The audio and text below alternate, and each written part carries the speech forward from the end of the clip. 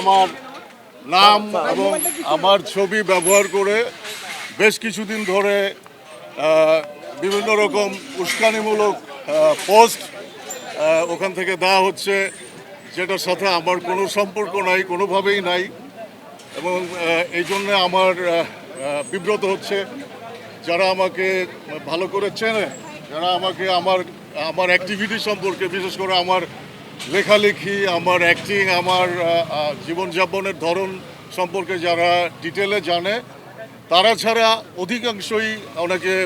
অধিকাংশই কনফিউজ হচ্ছে যে এটা আমার পেজ। আসলে আমার পেজ একটা পেজ,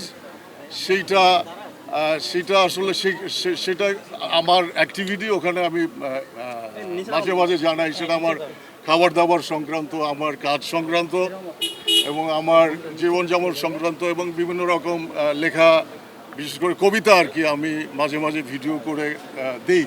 ওটাই আমার পেজ আর কি। আর এছাড়া অজস্র, আমি খেয়াল করে দেখছি যে একই ছবি ব্যবহার করে একাধিক ফ্যান পেজ, এই পেজ সেই পেজ, নানান রকম পেজ গজায় উঠে নানা রকম সরকার বিরোধী পোস্ট, তারপরে উস্কানিমূলক পোস্ট।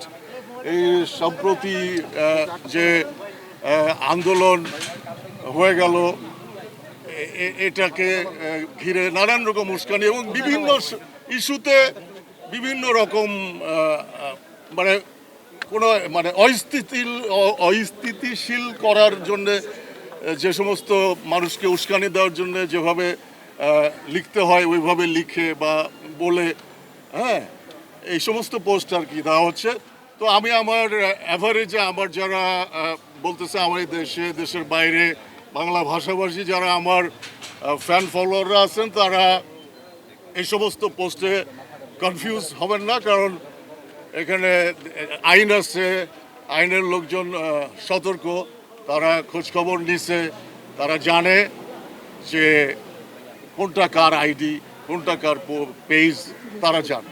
তারপরেও এত মানুষ কনফিউজ হচ্ছে, যে জন্য আমাকে আজকে আপনাদের সামনে বা ডিবি অফিসে আসতে হয়েছে। এই আর কি, ডিবি অফিসে আসছি হারুন সাহেবের সাথে কথা বলতে, যে যারা এইসব করতেছে তাদের বিরুদ্ধে কিভাবে আইনি পদক্ষেপ নেওয়া যায় সে ব্যাপারে আমি কথা বলতে আসছি। এতদিন আসতে পারি নাই, কারণ এতদিন ছিল, নানা রকম শাটডাউন ছিল, তারপরে কারফিউ ছিল, নানা একটু অস্থিতিশীলতা ছিল এবং মুভ করা যাচ্ছিল না কোথাও, এই জন্য আসতে পারি নাই। এই জন্য আজকে স্বাভাবিক হয়েছে, এই জন্য আমি আজকে আসছি, ওনার সাথে কথা বললাম। যেগুলো যারা করতেছে, যারা আমাকে বিব্রত করতেছে নানানভাবে, আমি যেগুলোর সাথে জড়িত না, তাদের যেন উচিত শাস্তি হয়। এলো খবরের কাগজ, নিখাদ, নির্ভীক, নিরপেক্ষ।